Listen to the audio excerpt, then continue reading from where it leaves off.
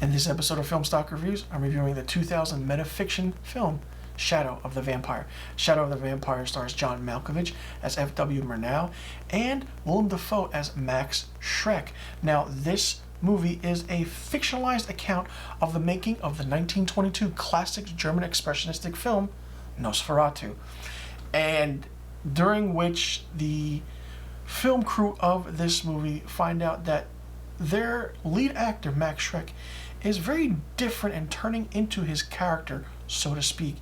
Willem Dafoe did get nominated for Best Supporting Actor Award for an Academy Award, and he should have won for this role. This is one of those roles where Willem Dafoe should have won, as is John Malkovich.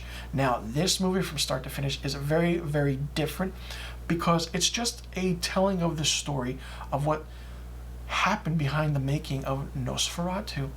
They got everything down so perfectly. The makeup for Count Orlok hasn't been seen in so many years since the Nosferatu has come out, and how they, picked it perfectly. How Willem Dafoe looked, the mannerisms as he played Max Schreck, with his hands like this over one another, the long fingernails, and how Willem Dafoe actually garnered that look and that sinister feeling of what went behind in the making of Nosferatu. John Malkovich is even on par with Willem Dafoe in this film. I mean, it's very underrated as a film because there's not many films that are based on other films that are the making of it and the behind the scenes of the metafiction or the so-called what could have gone behind the scenes, because everything in this movie is interesting. Not only that, Carrie Elwes is in this, Eddie Izzard, and we find that over the course of this film, over the course of this movie, Shadow of the Vampire, we find that Max Schreck is a character actor, like he's always been throughout his career, and he just wants to personify what this vampire should be, or what this Nosferatu really is. And how John Malkovich played it also was fantastic. You see the depths of how everybody portrayed themselves in their very own laid-back, pristine roles in this film. Shadow of the Vampire is one of those films where you could say it's kind of a remake of Nosferatu, but it has nothing to do with that movie at all. It just talks about the director and the actor that went into the making of this Nosferatu back in 1922. If it's true, who knows? We don't know what kind of character actors there were back then. I mean, now we have Nicolas Cage, Johnny Depp as character actors, and the list goes on and on.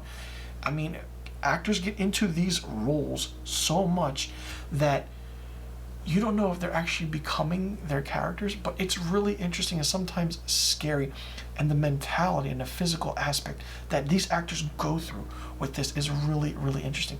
Now, not only that, the film borrows certain techniques of famous silent film era, from the iterations of the iris lenses, the zooms, the shadowing, the German expressionistic feeling of everything. It's really well done, and I'm really surprised at how good Shadow of the Vampire really is. More people need to see this movie. Watch Nosferatu, then watch this movie, and then go back and watch Nosferatu. You'll get a different sense of how everything was done. Like I said, it's a metafiction. We don't know if this actually happened or if it really happened, but it's an account of how everything... And Stephen Katz, who wrote this script, was fantastic. There are some famous lines in this that is even being quoted in other certain movies. Not only that, it was produced by Nicolas Cage as well. So another character actor, like I just stated. And it's a fantastic movie. It's very underrated, and it's one of those films where you have to understand it and watch it. Like I said, more films need to be made about behind the scenes of the making of other famous films. Give us a film that has the making of classic horror films, classic movies and German expressionistic horror films of the late 20s and early 30s, like The Cabin of Dr. Caligari.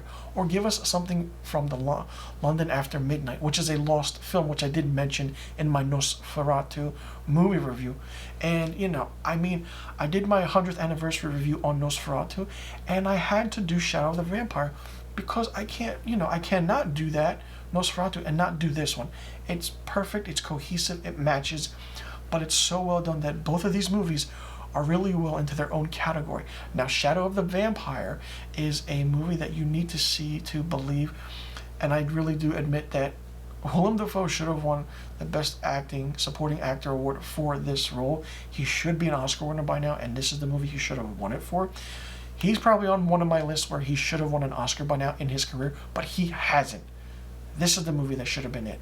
He gave an astounding performance, and when you see Nosferatu, how Max Schreck played that role, and how Willem Dafoe portrays Max Schreck playing Nosferatu, you'll understand the dynamic that Willem Dafoe went into. It's fantastic. It's really well done. The makeup is great. The lighting aspects are great. And the graininess that this movie gives off is one of the best that I've seen in a really, really long time. Shadow of the Vampire, for me, gets 5 out of 5 stars. So let me know in the comment section below what you thought about Shadow of the Vampire. Did you like it? Did you not like it? What did you think of it? And if you haven't seen it, will you be checking it out now that I reviewed it along with Nosferatu? And what do you think about movies being based on other films being made? For example, this is a story about the making of Nosferatu. Do you think that other movies should start doing that? Like, would you see a behind-the-scenes look of how The Exorcist was done?